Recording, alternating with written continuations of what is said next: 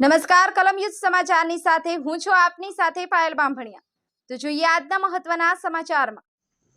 હરમડિયાના પેટાપરા એભલવડ ગામે એભલવડ ભાખા રસ્તો બંધ કરાતા લોકોમાં હાલાકી। ગીરગઢડા તાલુકાના એભલવડ ગામે 2 માસ પહેલા એભલવડ ભાખા ગામને જોડતા રસ્તાને ખેડૂતોએ રસ્તા ઉપર દબાણ કરેલ હતું કે સ્વેચ્છાએ ગીરગઢડા મામલતદાર સાહેબ તથા ટીડીઓ સાહેબે ખેડૂતોએ રસ્તા પર કરેલ દબાણ દૂર કરી રસ્તો ખુલ્લો કરેલ, પરંતુ ચોમાસું શરૂઆત થતા બે વાડી માલિકોએ રસ્તો બંધ કરી દેતા એભલવડ ગામ લોકોને રહેવામાં મુશ્કેલી પડી રહી છે। ગ્રામ પંચાયતના સદસ્ય કાનાભાઈ ચૌહાણ તથા 90 થી 140 ગ્રામજનોએ ગીરગઢડા મામલતદાર તથા ટીડીઓને રૂબરૂ મળી અરજી આપેલ કે ચોમાસામાં નદીમાં પાણીનો પ્રવાહ ઉતાસની સુધી હોવાથી ખેડૂતોને ઘરેથી વાડીએ જવામાં તેમજ વાડી વિસ્તારમાં રહેતા ખેડૂતોના બાળકોને અભ્યાસ માટે સ્કૂલે જવામાં પાણીમાં બાળકોના વાલીઓ પાણીમાં થઈ અને બાળકોને સ્કૂલે લઈ જતા તથા લાવતા હોવાથી પાણીમાં કોઈ વાર અકસ્માત થાય તો જવાબદાર કોણ? અભ્યાસ ઉપર અસર થાય તેમ છે। ગઈકાલે તારીખ 24/7/2024ના એભલવડ ગ્રામજનોએ પ્રેસ મીડિયાને બોલાવી અને ખેડૂતોએ રસ્તો બંધ કરેલ તથા પાણીમાં ટ્રેક્ટર લઈ રસ્તો બંધ કરેલ છે તે જગ્યાનું શૂટિંગ તેમજ ફોટો પાડી અને સ્થળ ઉપર મીડિયા ટીમને રૂબરૂમાં બતાવેલ। ગીરગઢડા મામલતદાર સાહેબને કથની કરેલ તેમ ગીર સોમનાથ જિલ્લા કલેક્ટર સાહેબ સાથે ટેલિફોનિક વાત કરેલ। તાત્કાલિક ખેડૂતોએ રસ્તો બંધ કરેલ છે તે તાત્કાલિક રસ્તો ખુલ્લો કરવામાં નહીં આવે તો એભલવડ ગ્રામજનો ગાંધી ચિંધ્યા માર્ગે આંદોલન કરવાની ફરજ પડશે। અગાઉ પણ 2017માં ચૂંટણી બહિષ્કાર એભલવડના ગ્રામજનોએ કરેલ, પરંતુ તંત્રને ભેટના પાણી હલતું નથી। અધિકારીઓ કોઈ રાજકીય દબાણના ઇશારે નાચે છે કે શું તે કહેવું લોકોમાં જાણવા મળેલ છે। સંવાદદાતા રજાક નાયા, કલમ યુદ્ધ સમાચાર, હરમડિયા।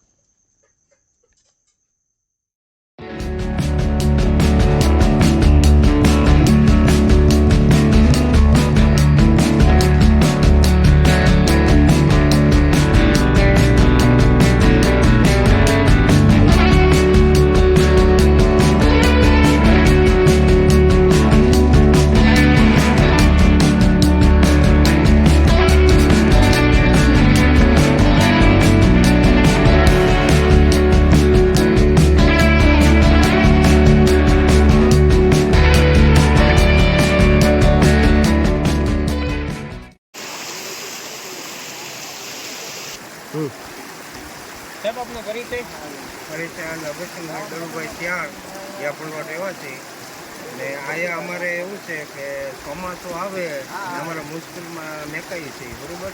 દર વર્ષે આવું જ થાય છે ને આ તો હજી નીર પાણી એટલું છે ને પાણી બહુ જંગલનું આવ્યું હોય તો અમારે બકાલો લેવા, બટેટા તે ગમે એ વસ્તુ લેવા જવાતું નથી, બરોબર?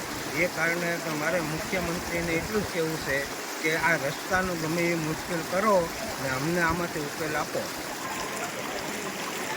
હાલો, અમારે છે ને આ રસ્તો છે, બરાબર? એ આ 2-3 ગાડીવાળાએ અટકાવેલો છે, એમાંથી કોઈ આ રસ્તાનો ઉકેલ નથી આવતો, બરાબર?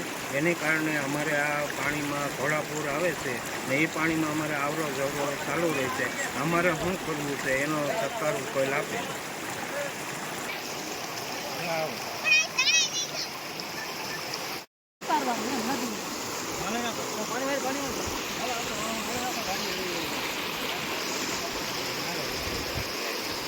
આ બાજુ આવી જાઓ, એક કલાક મારી રીતે આવી શકે, ઓલી બસ જાઓ, તમે જાઓ।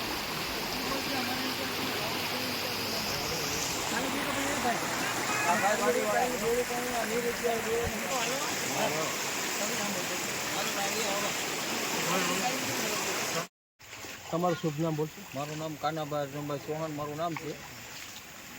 ચાલુ ટ્રમના એભલવડ એ જે તમારો હોદ્દો શું છે?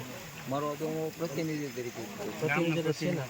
હું પંચાયતના ગ્રામ પંચાયત। ગ્રામ પંચાયત। હા, તો તમારો શું પ્રશ્ન શું છે? પ્રશ્ન વારંવાર અમારો રજૂઆત કરવા છતાંય ભાખા એભલવડ રસ્તાનો 1982 થી માંડીને આજ 2024 સુધીમાં હજી કોઈ નિરાકરણ કરવામાં આવતું જ નથી। વારંવાર બધા જ્યાં જાઓ ત્યાં બધા ચોકલેટ જ પકડાવે બધાને કે આ આજ થઈ જાય, કાલ થઈ જાય, આજ થઈ જાય, કાલ થઈ જાય। ખાલી કરવામાં આવ્યું તો જેટલું પૂર્ણ ખાલી કરવાનું હતું એ પ્રમાણે ખાલી પણ નથી થયેલું।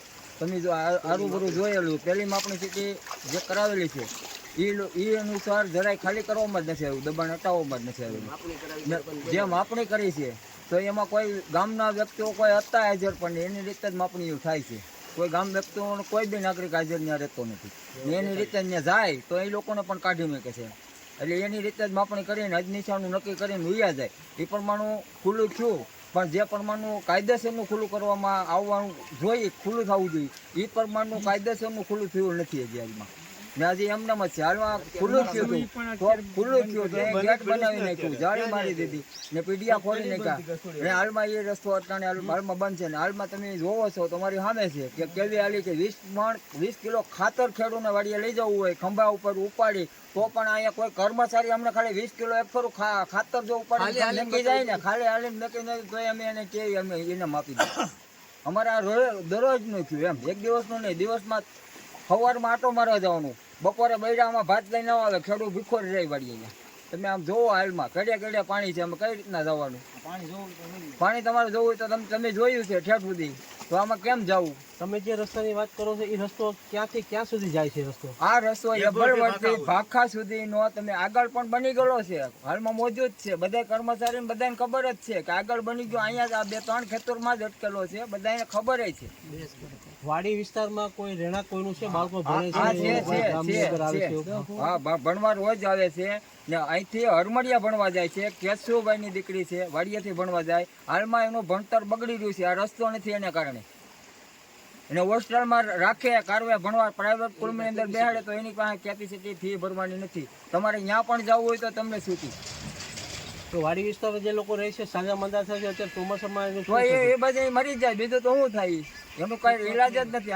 આમાં કોઈ 108 આવે, આમાં 108 નો આવે. આમ ભાખાથી ફરીને આવે તો અહીંયાથી આવે તો ગેટ ગરડા થઈ જાય. ત્યાં તો અહીંયા શું થાય? હવે પછી તમારા આગળનો કાર્યક્રમ શું છે? અમારે તો બધાને વારંવાર બધા નમ્ર વિનંતી કરીએ કે તમે જેથી કરીને જલ્દીથી જલ્દી આ રસ્તો અમને ખુલ્લો કરીને રસ્તો બનાવી આપો, એ જ અમારી માંગ છે.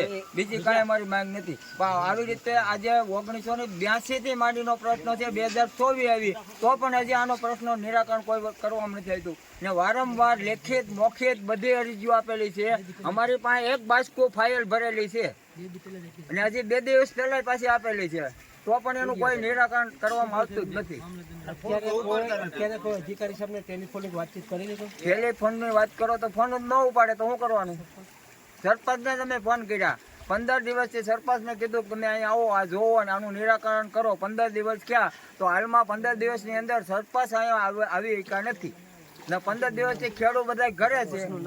સરપંચનું નામ શું છે? સરપંચનું નામ પરવીનભાઈ કૈલાસબેન પરવીનભાઈ બાંભણિયા નામ છે. ઉપસરપંચ કોણ છે? ઉપસરપંચ ભરતભાઈ ઓઢાભાઈ 4. એ ક્યાંના છે? એ હાલ એબલવડના જ છે. તો એનો અમલ શું છે? એ તો ભેગા જ છે, એ બધાને કહે છે ભાઈ ખાલી કરાવો તો પણ ખાલી થતું જ નથી. અત્યારે હું આ વાડી વિસ્તારમાં રહું છું, બરોબર. અત્યારે મારા પપ્પા બીમાર છે, બરોબર. અત્યારે એમ્બ્યુલન્સ અહીંયા હાલી હતી નથી, ગાડી હાલી હતી એમ નથી. અમારે એને કઈ રીતે દવાખાને પહોંચાડવા છે. એટલે હું એમ કહું છું મુખ્યમંત્રીને બધાને કે આ રસ્તો અમને ખુલ્લો કરી આપે ને અમારે આવર જવર ચાલુ રહી છે. અત્યારે અમારે કઈ રીતના મારા પપ્પાને દવાખાને લઈ જવા છે, બરોબર. એટલું હું મુખ્યમંત્રીને નિવેદન કરું છું. અને અત્યારે આ પાણી એટલું હાલે છે, બરોબર. તો એ માટે અમારે જવા આવવાનો, દૂધ લેવા આ તે, બરોબર, અમારે એ બધું બંધ છે અત્યારે. તો આ ગમે એ અમને કાંઈ મારા પપ્પાને કાંઈ પણ થાય એની જવાબદારી સરકાર રહે અને લાગતા આવતા અધિકાર રહે, બરોબર. અત્યારે બીમાર છે એ અમારે કયો ઓલો રસ્તો લેવો છે, બરોબર. ને અત્યારે જો આ પાણી હાલે છે, આમાં કોઈ વાહન નથી હાલી કે હું જો ગામમાં જાઉં છું ગોળીઓ નાન તેમ લઈને એને હું પાવ છું, બરોબર.